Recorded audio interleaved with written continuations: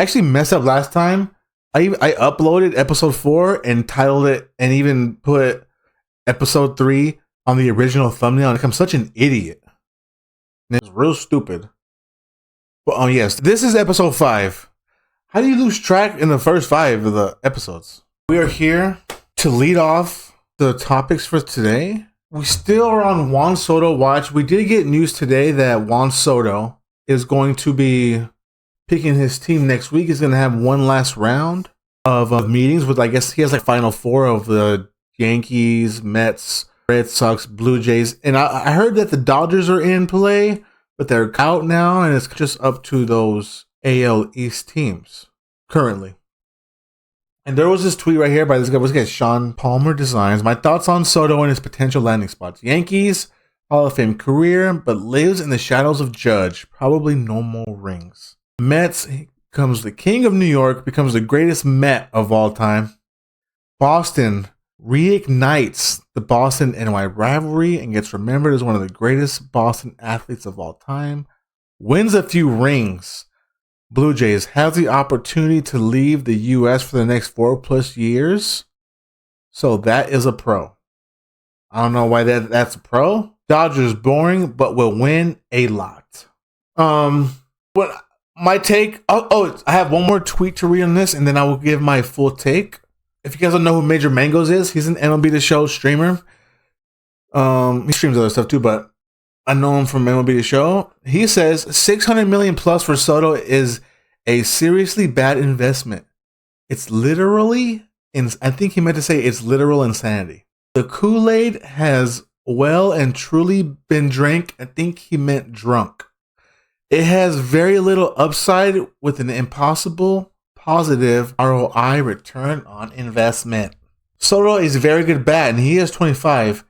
He has 2 things working for him. One, the fact that you're not handing out. Okay, but my buddy Pardo said, I wouldn't call a future Hall of Fame bat a bad investment. Not only is he doing this at 25 years old, he does it in the most important time in October as well. He's getting $600 million is because isn't 30.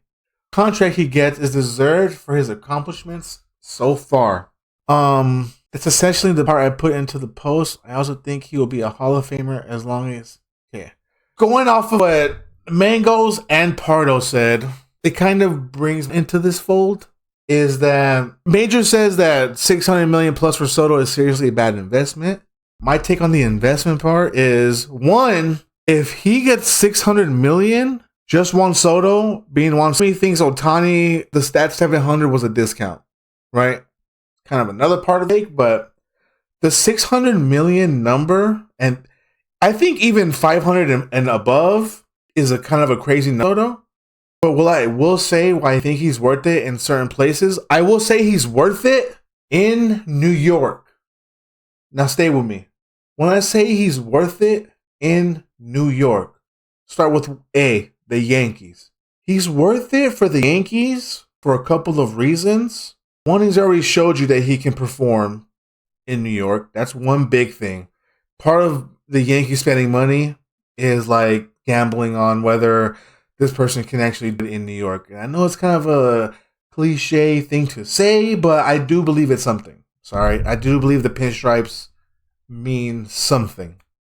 And we've seen some players do it and some players not do it. He's shown you he can do it.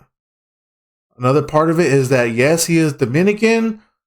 Obviously, New York has a big, Latin culture there. I think he brings that. I think he brings like a little attitude that the Yankee fan base appreciates. But one of the big reasons why I say he's worth it in New York is Yankee fans, you can't let him go to the Mets, man. Or the Red Sox. You cannot let that happen. It's worth the money just, in my brain, just to keep them or him away from those 2 teams. And so the same thing for when I say in New York, the Mets, it's worth it for the Mets to take and snatch away one of the heartbeats of New York right now. Dude, it's such a vile, evil move if they snatch him and they just say, man, whatever the Yankees give you, add $50 million, come here, please. Not only does it strengthen your team, but it's the equal of taking it from the Yankees, that's worth it to me. Now, can the Yankees use that same money and like go get other players? Yes, they could do that. But man, it feels like Juan Soto is one of these once in a lifetime hitters. And man, I do not think the Yankees really want to deal with playing against Juan Soto. One, as the Red Sox, every single year you gotta face them, whatever, 15 times. I forget how many times you have to play. Or if for the Mets to like, what if the Mets like win for the Yankees do in the next few years after stealing Juan Soto? Juan Soto's for sure worth that money in New York.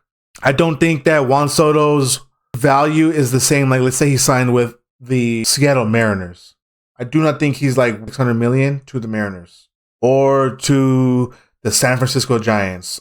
When I hear, to me, it's like, yeah, he's really good at baseball, but when you compare it to the 700 that Ohtani got, that 700 number makes me feel like, oh, it's because, dude, he's bringing over a gigantic fan base that they're not baseball fans, they are Ohtani fans.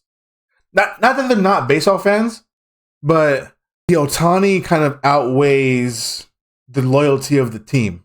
If you listen, dude, they literally have like Japanese airlines that are meant just to, they're on the Dodgers schedule. And there's just a constant, they have like a Japanese schedule that's just there to fly people in from Japan to watch Ohtani play. It's unbelievable. And so I do not see Juan Soto going to the Mariners, and then now there's just a straight shot from the Dominican to the Northeast, Seattle, and there's just like, whoa, this is the Soto flight. Yeah, you didn't hear? It's so big. He got the Dominican flight, one way, two way, with room. It's not what it is. It's not gonna happen. Take is, yes, is in New York to me. Whether you are still a Yankee, keeping them from the Red Sox and Mets, or you're on the Mets, snatching them from New York, your biggest market rival, that's where it's worth it to me. Juan Soto this will never happen, but if Kansas City all of a sudden had money and was like, yeah, we're going to spend it on Juan Soto, like, that'd be nuts to me. So yeah, Juan Soto, we are on watch. It is said to be week. He will basically make a choice. I read the reports are he's going to give his last round of meetings to his final 4 participants in this race. He will make a decision, and we'll be waiting. Mike, I really do hope he re-signs with the Yankees. One, I do not want him to go to the Mets. As a Braves fan, do not want that to happen. I already dealt with him in while he was a national. He left. I was very grateful. So I would really do not want him to come back. Also, I mean, it would be kind of cool if he went to the Red Sox just because of the drama between that rivalry. I think that rivalry needs to be sparked up for baseball's sake. We're kind of missing that rivalry. The Red Sox, I mean, if you just look over the years, have definitely been the better over the last 20 years. They did not. Obviously, the Yankees went to the World Series most recent, but the Red Sox have a better farm system coming through right now. And from what also I've read on this Soto situation, is that Juan Soto a certain number for you to come play ball, and then he's kind of getting in depth as far as where's your team at. Are you actually going to be good in years if he's not good now, or are you set up? Do you have prospects? So the rumors were he was just going to go with the highest paycheck. But some of the rumors now are, once you reach, which I'm assuming the number was 6. Once you reach that 600 mil, about who wants to play ball and who can win. So yeah. Soto, good luck on your journey here, man. I hope you do not end the NL East, brother. Also, staying in the MLB world, Bob Manfred says there is buzz, in quotations, around adding a golden at-bat rule to Major League Baseball. This rule would allow a team to choose one at-bat in every game to use their best hitter regardless of where they are at in the lineup. Now, I think this iteration of a rule, this is not it. This way is not it in my brain. I do see a rule change that like a fun change, and it's not this way. It's in the ninth inning, and there would be to this. I think it would be in the ninth inning if you are losing. This is where this would come into play. You get to the inning with whatever part of the lineup you want. What I don't like about this, how do I say this? What I do think could be kind of exciting, but to me, it makes it too gimmicky when in this situation with this golden at-bat rule saying that it's only one at-bat, you can like make your best hitter bat twice at the end of a game. Let's say bases loaded and just so happened that Juan Soto's up, right? It's that part of the order. One out. In this theoretical thing, you would have to get, is obviously the Yankees' choice if this would happen, or whoever Juan Soto's on, whatever team Juan Soto's on. Their choice, like if he comes up and you get him out, they could put it back up there to hit back-to-back times. That is kind of gimmicky to me. That does not sound like appealing, really. I mean, I guess it could be kind of cool in super certain situations. Let's say a Juan Soto, like, you out, and then he's like, listen, dude, in this scenario, you can strike out Juan Soto, and then he can still do the damn Juan Soto shuffle and be like, we're still here. Like, envision that. Envision Juan Soto being like, oh, I don't have 3 strikes, I got 6 strikes to end. You have to get 6 strikes to end this game on me. 1 out left, bases loaded. Just so happened my part of the order is up. Oh, and guess what? If you get me out, you gotta face me again. That is not great to me with the idea. I more prefer because what the MLB is trying to do is put their best players in the moments. If you guys see kind of like soccer, in the biggest moments, Mbappe, Messi, they got the ball. If you look in basketball, in clutch moments, LeBron, I don't watch basketball, but whoever else is the best players, they got the ball in crunch time. Football, the quarterbacks and the best players got the ball. They're in charge, right? They are also like appointment television in the sense that, you know, football game is on, bro. It's Sunday. It's college football. It's Saturday. We know what's going to happen. We know we're going to be here at what time. I think the MLB is trying to take a little bit of that flow. And I think what would help is if you knew every 9th inning, the best part of the lineup's up.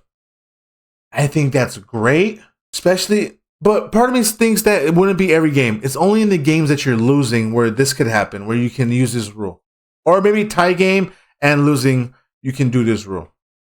I think that having the best players in the biggest moments, you can bring in your big team, brings in their big closer. You know what I mean? It's kind of boring to see them face like a 7, 8, 9 or 6, 7, 8.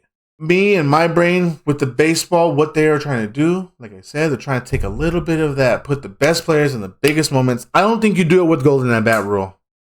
I think that's a little bit too gimmicky, and I think it will make a lot of baseball purists. It'll really push them away, and it'll look Savannah Banana-y. I think it'd be kind of cringe. I think that this idea, the one where in the 9th inning, losing or tied, you can bring up your best part of the lineup, and they have to go all the way to like so if you want to do your leadoff, you know, that inning 1, 2, 3. If we go to extras, you can do it again. From the extras, from now on to with the extras, we gotta put our best players in the biggest moments for baseball, man. No one wants to see thank God, like, pitchers aren't hitting. What was worse than, you know, like, it's just not great. If they want to get some more appointment television style, I can use this also. What I think MLB can do is take a little bit of the college baseball idea of having Friday, Saturday, Sunday starters, man. I think that'd be incredible. Appointment television, man. You gotta know when and where, man. To me, in my brain, it's not good for the sport. Like, someone like Paul Skeens. He's already playing in a bad division, right? He's on a bad team. Let's not pitch him Tuesday evening or Monday morning. Or let's get Paul Skeens, whoever that is for your team, big boys, the stars. Let's put them on the TVs Friday, Saturday, Sunday. People know, yo, it's fucking Skeens night. It's Chris Sale night. It's Garrett Cole night. We need more of that in baseball. The only way I guess you could do that is if maybe they added more In order for that to happen, they would either need more starters, more pitchers overall on the roster, or you cut down on games so that we can kind of get this more of a once of a week rotation. I mentioned it on a different like look at the Dodgers for instance, especially if they sign like Roki, you could have like a Friday, Saturday, Sunday, Ohtani, Yamamoto, Roki. It's just like I think that's the way baseball needs to go. Less gimmicky, more of the appointment route. I think that it will help garner the audience trying to get, you know what I mean? Don't go the Savannah Banana route, bro. Please don't. It looks really bad. Let's go, J-Bus. Well, I'm in the middle of doing this little Mickey podcast. Then on other just unfortunate news, the Dodgers are still cheating. Blake Snell signs 5 years, $182 million. Of course, $62 million is deferred. Also, a $52 million signing bonus. It just doesn't. It just keeps getting cringier and cringier. Let's also look at the Tommy Edman contract. He also got deferred. Where's the I forgot to bookmark it, but I did see he got a bunch of money deferred. Here's his details right here.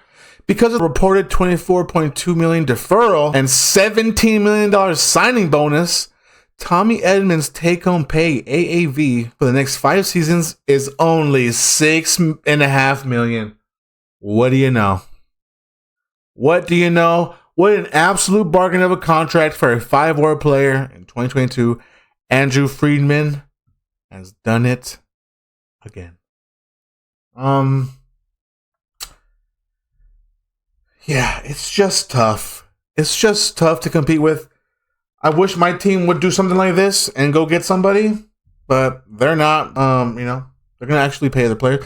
So me as a Braves fan, they say we don't pay our players, which is just like we're just paying them. We're getting them earlier. Arbitration. I don't want to get too nerdy about this. Just shut up, okay? Whatever these guys are doing, these guys are. They're breaking. This has to be going to be some sort of rules in the future. There's going to be. What other P's do you need? This is nuts. Dude, Acuna's making 15. Watch your tone. All right? Watch your tone. I mean, I don't really have another take other than someone's going to have to start fighting back against, themselves are going to have to adopt this, or the league is going to stop it. I don't think this is just going to keep happening, bro. I pray to God this doesn't keep happening, bro. Blake Snell from out of nowhere signs with the Dodgers. I think Tommy Edman is actually a really good player. Honestly, I would like Tommy Edman on my team. I like the fact he does infield, outfield things, switch hitter, contact hitter. Came up clutch in the playoffs, obviously. Blake Snell's a good art. So, the Dodgers have found out this way of just, they're not, especially with Glass now, they're not going deep in the game. They're great relievers. Give me 5. I'm sure Kershaw announcement here soon. He's going to come back for peanuts. Also, Teoscar's is probably going to come back for I don't know, some Thanksgiving leftovers. They're going to give him some Thanksgiving stuffing leftovers, and he's going to take it. Congrats to the Dodgers, man.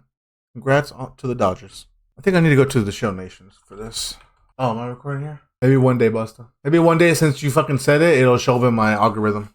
Because I said it out loud and my iPhone heard me, maybe one day, maybe it'll still show up. What was I going to do? Oh, yeah, Show Nation. I'm recording? Oh, yeah, I'm recording. All right. Obviously, MLB The Show 25 news. Everyone heard the big news about sets and seasons being out of here. No more sets and seasons. Hopefully, we're back to the power creep. Yeah, I mean, honestly, don't mind either way. I'm going to play the game either way. I mean, a lot of you guys complain, still play the game. You say you're not going to play the game, sets seasons, so yeah, still play the game. Stop lying. But yeah, I do agree that sets and seasons, it was a good idea. I think it was a good idea. I just don't think it was executed correctly. I think that even though they say they're gone next season, it'll be like a different iteration. I think there's going to be some sort of a little bit of sets and seasons mixed into the power creep. Correct. I mean, they're not going to call it sets and seasons to like turn people off. And especially they said no sets and seasons.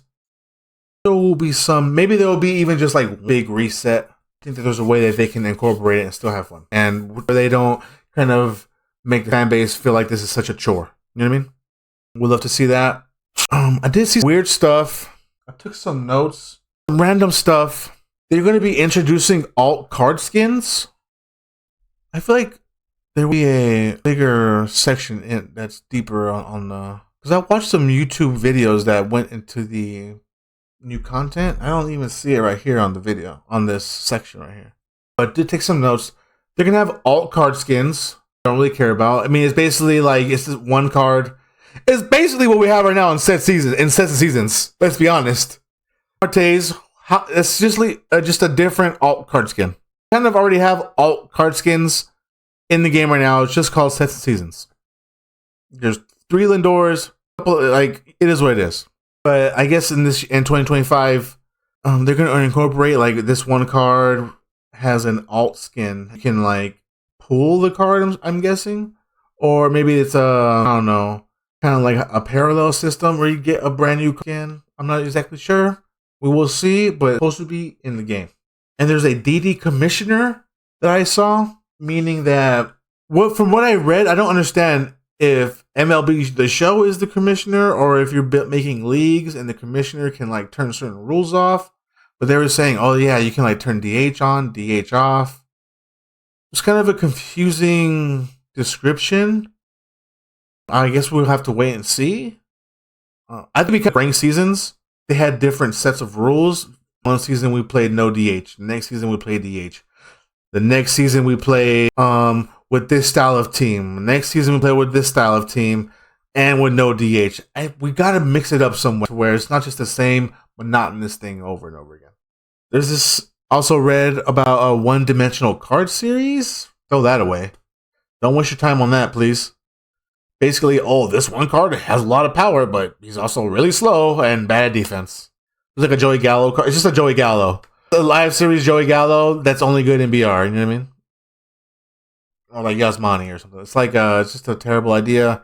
No one's gonna use that in ranked unless you somehow. See, this is what I'm saying. Unless you somehow made a saying, oh, this is a one-dimensional card art or a one-dimensional card season. Then you start getting into some interesting things, okay? But I mean, if it's just like it's just a random card, it's just like a silver card that has 90 power and 0 defense, 0 spin. No one's gonna use those other than maybe BR, you know, or even events. I'm sure they would have it incorporated into it. Visual unlockables. I took note of this and I totally forgot to say about it. Maybe it'll come to me in a second. They have the Diamond Duo card series where we've already seen it a little bit last year at the end of the year, or I guess not last year, this year, where it's like one card is 2 players, or in this series we had like one card that was 3 players or pitchers. I forgot exactly who it was, but I guess they're introducing more of those. Hopefully, I don't know what's fun about that. Just give me 2 different cards, you know. But like I said, MLB The Show, just keep trying stuff. I do got to give respect to them. They just keep trying stuff. Maybe I like this duo thing. There will also be some mastery badges which I'm just assuming is just like, you know, how you put in little badges on your player. You get certain amount of doubles, home runs, you know, offensive stats, where there are stats, and you get these different little badges to decorate your player. And I am kind of like being able to decorate a card out a little bit different with you know, if you use a card instead of doing a parallel 5, there should be different ways to put some oomph in the card art. And the last thing I read about and made note of was the teams boost. And in the rival teams boost, it sounds like where let's say you have Aaron Judge on your team, Yankee, and a Red Sox. There's a Red Sox on another team. Those rival players get boost, right? So I guess they would have to associate certain teams to have their rivals. First of all, that would be an obvious one, right? I would think that they would have multiple rivals. Like a Yankee player would have they would be Mets rival and also a Yankees and a Red Sox rival, right? That's how I think it would be. Or maybe they might even do it to where all division people are rivals. So it's another thing we'll see. We'll see how much they boost the actual card. Also, would it for a hit boost facing a Red Sox pitcher? Or is it talking the lineup or in the bullpen? Some more questions we have to see. I do think that they can do something with that, though, honestly. Like, what if they made like a rivals-only ranked seasons, bro? What if they did like a rival ranked seasons? I don't know how they would do that, but we're doing all AL East as ranked seasons. That'd be dope, man. I think there's a bunch of cool ways that people accept the cards in a ranked mode. Everyone's not using the same lineup. That's what the introduction of set seasons was to get people to stop using the same lineups. Right? That's one of the last 4 or 5 years of ranked seasons Diamond Dynasty, is that the power creep. You kind of get into this place where you're using the same cards. Everyone's using the same cards. Let us gamble stuff. That is something that'd be cool. I didn't even know that was a thing until someone said that that's part of I think it's part of PGA and NBA. You can like gamble your stubs or whatever their currency is. That's unbelievable. That should be a very good thing. I mean, that would be a fun thing to introduce to the game. Yeah, other than that, I don't have any news. I just want to say right here at this point, please, on YouTube, I am doing, to watch any MLB The Show, I'm doing a Braves Build to World Series. The Braves team was actually unbelievable. So that's what I want to use that. I do want to make some MLB The Show videos, and I am a Braves fan, so I do want to kind of incorporate them together and just play some ranked seasons. I do miss ranked seasons. I don't care to do the whole kind of finish as high. It's just like, I just want to play for fun. And the Braves team gives me a reason to play these videos. So check them out. And that's all I have right now for MLB The Show related news. A couple of more baseball things to touch. Yankees reportedly had a meeting with Max Fried. I'm starting to get sad that Max Fried is going to leave the Braves. Have not heard any action on that on the Braves front. I guess supposedly we are talking to him, but all the news I'm hearing is just Max Fried is probably going to be gone. So I will say this: you go to the Yankees, Dodgers, or those are the only two teams, or the Mets. Max Fried, I will no problem hating you. Just know that I root for the team. I root for the team name I root for the name on the front of the jersey, not the back of the jersey. Yes, Game 6, Max Fried. I appreciate everything you've done for me. I will have no problem hating you if you put on either of those jerseys. Breaking: MVP has lifted the ban on cow bones. Boning bats with cow bones is now legal for the first time since 1981. I have not heard of this. Cow bones in bats, but that's unbelievable that they're doing that.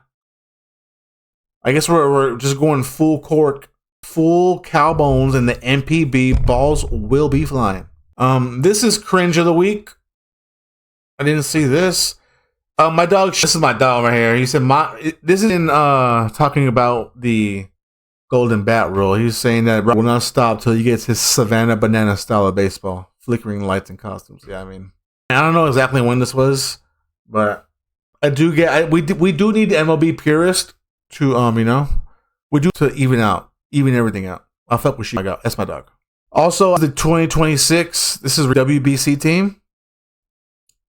Just look at this, bro. I mean, I feel like we do this every season, every time though. Like we always look at their lineup and be like, "This is the greatest thing we ever seen," and they never win. But they won it once, right? They won it once, but look at this team: Nando, Juan, J Ram, Vladdy, Manny Machado, J Rod, Ellie, Cattell, Gary stinks, but I mean, that's not bad. Look at the bench though; they got Devers on the bench, Marcel on the bench, Cunha, Willie's Dominican. Luis Castillo, Framberg, Alcantara, Freddie Peralta, Reynaldo. The bullpen is unbelievable. I mean, yeah. If they lose, it should be a shocker if they lose in the WBC. It's about every single tournament. It's kind of a true thing.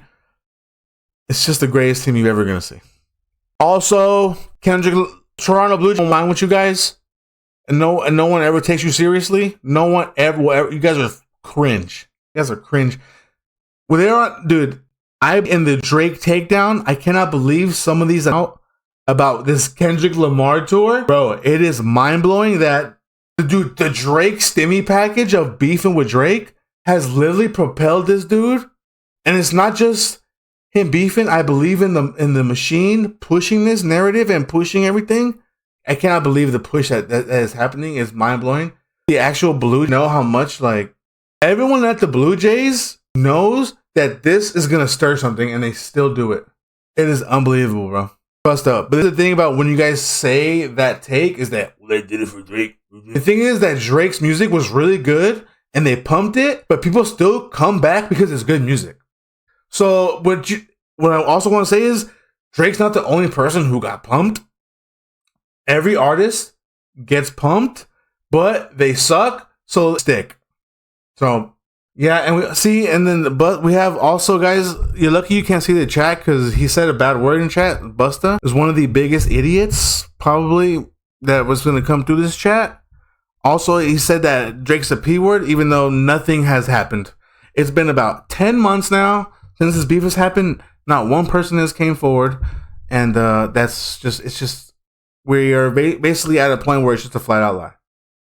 So if you guys say Drake got the pedo, you're just a victim of the internet. Busta, you are a person that you say you're not a victim of it because you're so smart. You're the black sheep of the world. You see everything better than everybody else. You saying that means you got duped again. So welcome to being an idiot, Busta Move. Next, there was another announcement. I think it was the Patriots announced it. I don't even know who this guy is. Guy's name. New England Patriots 9 hours ago. Maybe they do it through the Patriots one, but is there like a Gillette Stadium? Oh yeah, Gillette Stadium has a yeah, look at this, bro. No round twos. Who the hell is the other Kendrick? I see Kendrick and Kendrick. Never in my life heard of this guy. Kendrick, what was his name? Varn? Thanks, man. One thing I do know, like they did this shit to Kanye, got him out of there. I think Kanye was like one of the most still independent, still like the most. I really want this lawsuit to get settled and then shows independent, and then we just get to just good music. This beef is the most exhausting thing ever. I don't want to hear like any more back and forth.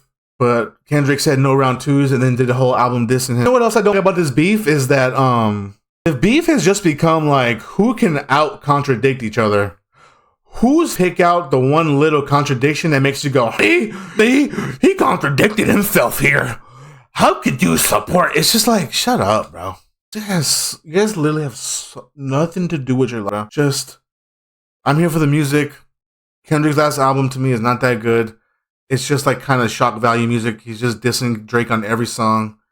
I don't like the West Coast sound like that. The new West Coast. Like I said, I only like Draco the Ruler. Rest in peace, Draco. He was the only person that I listened to with that kind of sound. Basically just like trying to ride that wave. We did see my dog, your friend Kyle, say, where is he at? We did see YFK say, if any other rapper made this shit, most of you would hate it. And it's true. Because this kind of music has been around and no one likes it. So it's just one of those statements that the people who like will say that this music, I wobble up.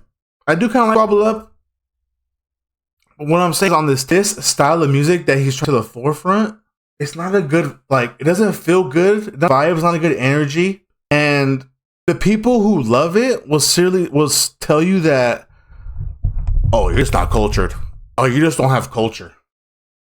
Oh, your culture is just not. It's like, okay, well, what is your culture? Oh, so because, yeah, I'm not a gang member from the 90s and early 2000s. I didn't get raised of gang members. So, yeah, I'm not like this. You just literally alienated so much of the world. And you guys just, I don't like that idea of, oh, you're not cool because you're not a gang member. Thanks, dude. Cool. I'm sorry I didn't get raised by Rolling 60s Crips or Bompton Bloods. Thanks, man. Yeah, I'm not gonna get your style of music, but I'm not cultured, but thanks, dude. I wasn't lucky enough to get raised in Long Beach, man. You know what I mean? But now I'm supposed to believe that this is it. But I can't wait till Drake starts releasing more shit, bro. Can't wait till he gets off and we get back to like. I can't wait, bro. I cannot wait. Honestly, bro, I'm about to end this podcast. I'm tired as hell. I have nothing else to ramble about. Catch me on YouTube, catch me on Twitch, catch me on Twitter. Everybody, good night. I'm so tired. Thank you if you made this far in the video. Like, comment, subscribe. The usual. You guys have a good night, man.